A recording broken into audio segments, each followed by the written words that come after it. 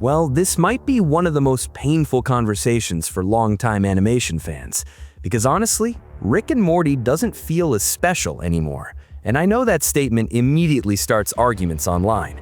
Some fans still think the show is amazing, others think it completely fell off years ago. But after rewatching both the early seasons and the newer ones back to back, I honestly think something important got lost along the way. Not necessarily talent, not necessarily budget, but the feeling that literally anything could happen.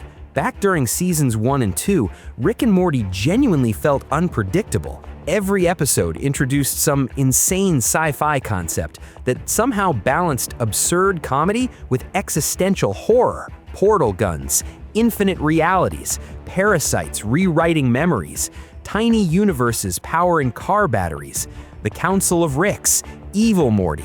Even the dumbest sounding concepts somehow became brilliant because the writing had real creativity underneath the chaos. And the biggest difference? The randomness actually had purpose.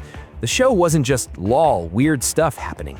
There was structure underneath the insanity. That's why early episodes became iconic. Now compare that to some of the newer seasons, especially seasons 7 and 8. And honestly, a lot of episodes now feel like the writers are trying to imitate old Rick and Morty instead of evolving it naturally. The jokes feel more predictable, the emotional moments feel safer, and sometimes entire episodes feel built around one random concept that never becomes deeper than the initial gimmick. Like, what if Rick fought something weird?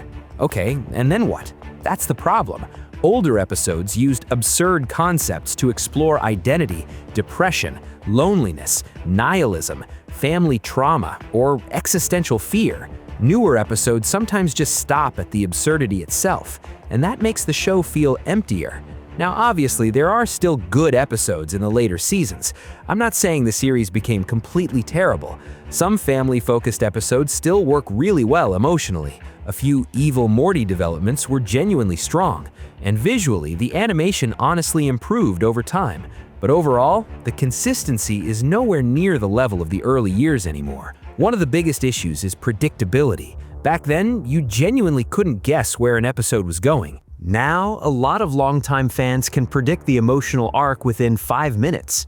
Rick acts emotionally detached, Morty panics, Jerry embarrasses himself, Beth questions her life, Summer makes sarcastic comments, then Rick either learns nothing or pretends not to care again. Repeat.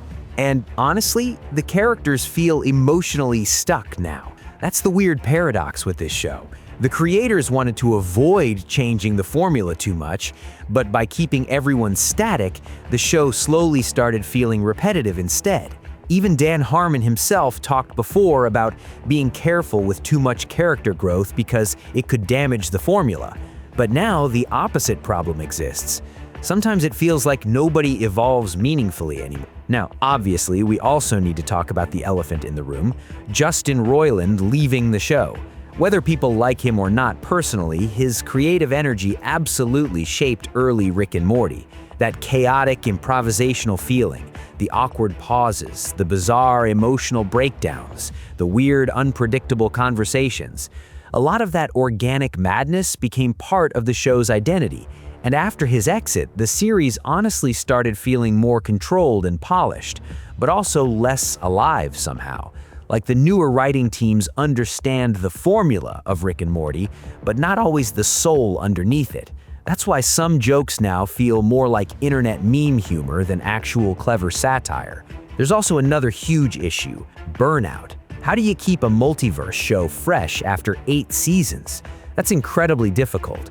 The multiverse concept itself used to feel revolutionary for mainstream adult animation. Now, pop culture is overloaded with multiverse stories everywhere. Marvel, DC, everything, everywhere, all at once. Video games, streaming shows. The idea just isn't shocking anymore. So Rick and Morty lost one of its biggest advantages naturally over time. And honestly, I think success itself may have damaged the show creatively. Early Rick and Morty felt dangerous because it had underdog energy. The writers were experimenting constantly, taking weird risks, not caring if audiences got uncomfortable. But once the show became a massive cultural phenomenon, expectations changed.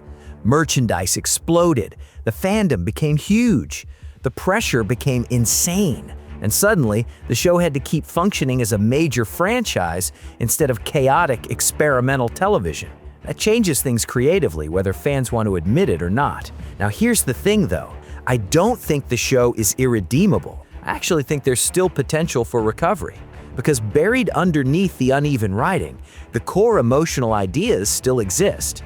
Loneliness, infinite meaninglessness, family dysfunction, Rick's self-hatred, Morty growing numb to chaos. Those themes are still powerful when the show slows down and actually focuses on them. The problem is consistency. Season 8 especially felt all over the place. Some episodes hinted at improvement, others felt like recycled leftovers from better seasons. And honestly, that inconsistency is what hurts longtime fans the most, because you occasionally see flashes of the old brilliance again, which reminds you how incredible the series used to be at its peak.